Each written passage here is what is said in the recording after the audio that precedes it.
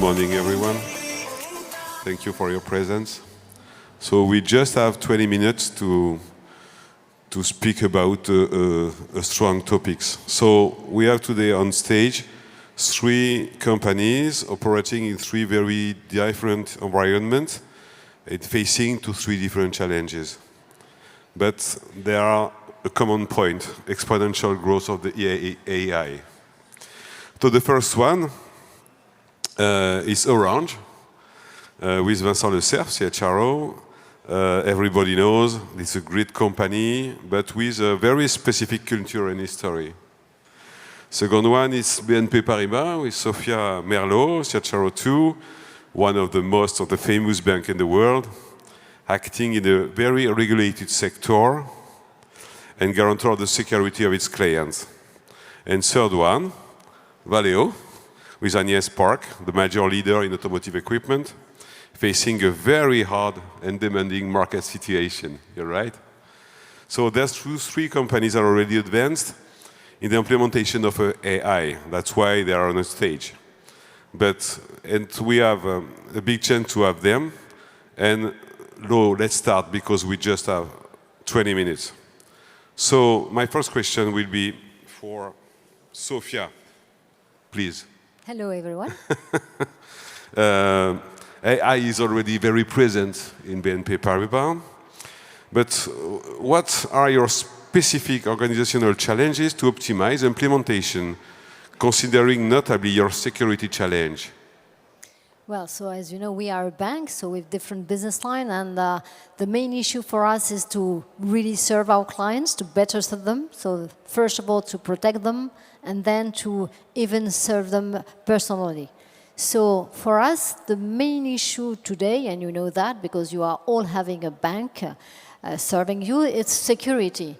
It's how we fight against fraud, how we fight against cybersecurity, and how we ensure data protection for our clients. So that means that we have a lot of people, AI people, and AI will help us, of course, to be part of this threats or how to avoid and how to protect and being a safe place for our clients. So this is, I think, critical on a day-to-day basis, clearly day-to-day basis, to be sure that our clients are aware of those things and how we can protect them. The second issue is AI could, of course, as an aggregator, as I said, a super assistant for our people. In fact, leave them the time to better serve the clients in a more personalized way. So this is a second fold of how we could implement AI with such a lot of data that we have to, again, better serve our clients. Oh, thank you very much. So, Vincent. Hello. Hello. From Hello, everyone. You often express yourself on this topic, and especially in a human and ethical approach. So, how this choice already influence your current and future organization to take human and ethical first?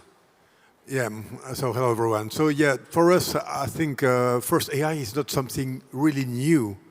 Generative AI is new as for everyone, but we have 600 patents, 2,000 people working on AI, and we have implemented AI-based solutions for the last 30 years, in fact. But in fact, our approach has been to put the human at the very heart of the approach. Being ethical, what means ethical? We mean we've got an ethical committee which has defined a charter on how to use or not use AI. To be inclusive, meaning that we have defined some guiding principle to say what we should do or not do. And for that, we've been the very first company to be certified by an external auditor on that. We want also to be sovereign, meaning that we offer a unique tool which is an aggregator of all the various LLM engines, ChatGPT, Mistral, Anthropic, whatever, Gemini, to all our employees, but the data remains within the company. So it's a very sovereign approach, and that allows everyone to make any usage of it and to learn and to grow through that without leaking the information outside. And at the end, we wanted also to have a kind of responsible approach. A very concrete example. When our employees use ChatGPT or Gemini or whatever, they have a tool that tells them, you may use that level of greenhouse gases. And depending on the choice you're going to make, you will have different solutions. And people make balanced choices through that. And why is that ethical, inclusive, sovereign, responsible approach so important? Because it's the basis of the foundation of trust. And our belief is that if we want to include people, to have people to welcome AI in a very positive manner, they have to trust the context. They have to trust the company. They have to trust the tool. And that's what we're offering. And I have just a new question. You don't have it. You are Orange is like BNP and Valeo, a worldwide company. Do you think some difference when you develop your program in AI with human and ethical, as you explained, between, for example, Europe and Africa? Well, the appetite for AI is really present everywhere. So sometimes we've got different accesses for tools, but at the end of the day, what we measure is that there's been a strong appetite everywhere. Whether that's in Africa, whether that's in India, whether that's in France or in Europe, at the end of the day, everyone's in it. Thank you. So, Agnès from Valeo.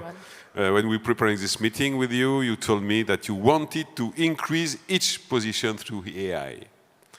And it was a strong, strong sentence. So what the kind of organizational model you develop to achieve it? Because I think that you already achieved a part of this ambition. Thank you. So good afternoon, everyone. So let's get started by what I mean, augmented job model. So when you pick up actually every single job position, regardless industry and companies, actually there are 3 different layers. And there are some tasks we are doing. This is routinary tasks. And sometimes, we might encounter some problems. So problem solving is core of our job. And finally, there is always strategic piece like strategic planning and decision making. Now, I think for the first 2 layers, AI does really help by enhancing, so transitioning from routinary tasks into automation. And the second is even problem solving is enhanced and advised by AI. So actually, I think what remains with the human is all about the strategic piece. So that is really depends on human judgment. So that being said, coming back to value reality. So we are a tech company, and the most common position in our company is R&D and vehicle engineering. So before AI, what does happen? Their job content is like we're using a lot of manual simulations. That triggers long cycle validation. And also, we have so many different physical tests. Why? Because basically our model was trial error physical prototyping. Now with AI, the situation is totally different because we can accelerate by using digital twin for simulations. And we also can extremely optimize in real time our design. And finally, not surprisingly, we can run virtual crash test. So the question might be, well, is AI replacing the job? Is AI augmenting the job? And my answer is they are both. So that being said, coming back to your question, how we as HR and what is the ideal organization model? And I'm not talking about only structure, I'm also talking about operating model. So it really depends on company context and business context as well. So I guess it's a company like BNP, for example, a highly regulated organization. Maybe this company can adopt a centralized approach because that provides a strong governance and also faster standardization. But probably the downside of that model might be slowing a little bit AI adoption. But a company like Orange, for example, like tech-first company, where they have really major data practice, and probably they can decentralize a little bit so that more focusing fast innovation. And I think as many of companies here in today present, we are all, I think, in transition mode. And hybrid organization that I call governance, AI, center of expertise, driving platform and the scheme, but still the innovation and product development and process should stay with business. So I think that does help balancing between speed and control. Thank you very much. So thank you. We just have 10 minutes, so we have to be very clear and sharp, but you are. Thank you for the transparency. Obviously, an organization is based on the scheduling of skills that compose it. Yeah? AI mark the evolve and transform deeply entire sector in different environment. The question is how to manage without losing and worrying teams, because we know that teams are sometimes a bit loose and very often a bit worried. So the first question is for you, Vincent. And so around the renowned for the quality of training and the importance of skills development for each people. How do you manage that to have a structured strategy that embraces everyone, including inclusion, but in an efficiency model? So yeah, involving everyone is really key. And because when you deploy AI and you welcome these tools, you have to look at things from the individual perspective and from the collective perspective at the same time. And from the individual perspective, first, what we've been doing is build a kind of structured training plan, meaning giving access to training to everyone. So we have trained at the moment close to 70,000 people. We have people who have been supported by ambassadors. We have got 25,000 people being supported in these various use cases. We have analyzed in detail what does that mean for everyone to have AI close to my day-to-day tasks. Some people enjoy it, some are kind of frightened by that, so we have been working deeply into that. But that goes through training and different levels of training. We talk about AI as a culture, AI as a tool, AI as a job. So structured training, ambassadors, and also social dialogue. That's very important. We have entered into social dialogue with our international personal representatives around those teams. That's one dimension, which is the individual. But the other dimension is work on the processes and on the organization, and that we are only at the early stages of that. We are revisiting the processes, the use cases, and our belief is that if the tools are very often global, the application is very local. The use cases, you've got to look at each type of job. HR has got specific use cases, finance. You may have also that for commercial relation. But at the end of the day, we are at the same time revisiting all the organization, all the processes to see how we can inject AI there.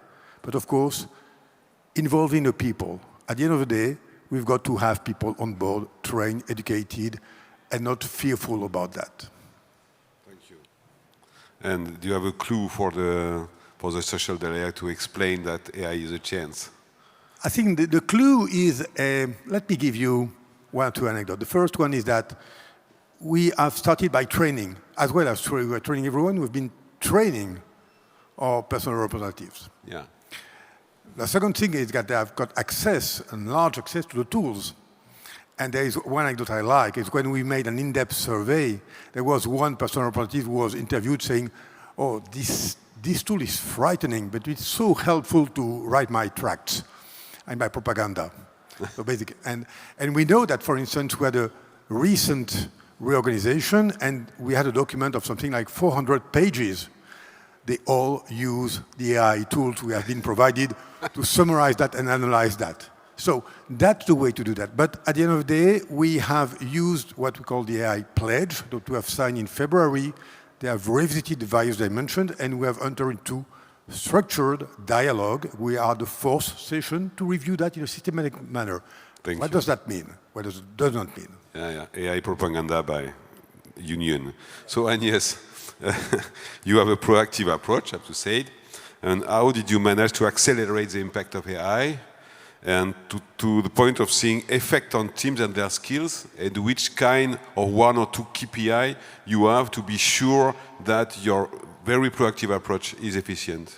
Okay, so let me share a little bit our different levels. and hopefully there might be key success factors. So we had made really decisive choice that we are approaching AI not technology perspective, but business perspective. So from the very beginning, we are really value tracking, like what this strategy, this technology bringing in terms of cost reduction, productivity gain, and quality improvement, and also revenue growth. So that is the bottom line. That is a starting point. So designing AI technology, providing from business perspective, not this is fancy technology transition. And the second choice we made is organization. We redesigned the organization. We definitely sit. So AI and Valeo is sitting with business. So our core business, once again, R&D and vehicle engineering. So actually the top management of AI sitting inside engineering. So hopefully we don't have that many IT or information system guys here. So that is basically Valeo's choice that we start with engineering. And it is not necessarily to support the general AI initiatives, but the mission of this core organization is providing standardized platform and, most important, reusable platform. And still, we business networks, we are owning innovation and product development. And I think the third success factor might be, I mean, everyone is talking about upskilling and reskilling. And I think here, I think we can go beyond, yes, we want to train, but concretely what we are doing. So Valeo counts multiple thousand software engineers. And we decide to train not 90%, 100% of our software engineers on AI. So they are well trained today. Actually, AI is our day-to-day tool. Thank you. So Sofia, the last one for you. Your security challenge, you talk about it. Yeah, so such essential, which tools and which choice or priority have you decided to devote to AI to find the right and the best answer at the right time? So first of all, just to give you a figure, we are 180,000 people all around the world, so we can't be centralized. So we give some guidelines, and we have more than 800 use cases leveraging the businesses also. And the main issue for us, as we are in fact a tech company, because we do not have any concrete, we not sell anything, we sell our service. So the important thing for us is to be sure that everyone is onboarding on the AI specificity. And the other thing which is important is that we are facing acceleration of the competencies. The change of competencies today is really evolving in a very, very, very fast manner. That means when we make the strategic workforce planning that we used to make every 5 years, today we make it every 2 or 1 year. And we work not only as HR, because of course we work with the business, but mainly we work with IT and all the data individuals to understand exactly what kind of training we need to give to our people. And in that part, we developed a tech company which being sure that all our people will find in a single place all what will be concerning tech. That means AI, but not only, because we need also to improve on skills for all our IT people. We have roughly 30,000 people who are working on tech in our company, which means that we need to also upgrade them. So what that means that we in fact segmented a bit our staff, that we have all staff, so all staff has to have a common knowledge. So we have launched a common knowledge just to understand what is AI and generative AI. 40,000 people have followed it. And then we have a second layer, which is all those people are working on AI and tech, and there we need really to be sure that they are trained as experts, and this is going to be accelerating also. And then we have the leaders. Those leaders in different businesses give the vision. And those have also specific training just to be sure that in all our business line, they know what is the vision and how they onboard everyone, because not everyone is AI friendly, whether they are young or not. So the important thing is to be sure that we are not letting anyone aside. This is, I think, as HR, our main concern for the years to come. Thank you very much. We are just on time, so thank you. Obviously, it was very too short for such a topic. But one thing is you have proved by your testimonials that implementing AI is a choice totally influenced by business, for sure, but by a first human logic.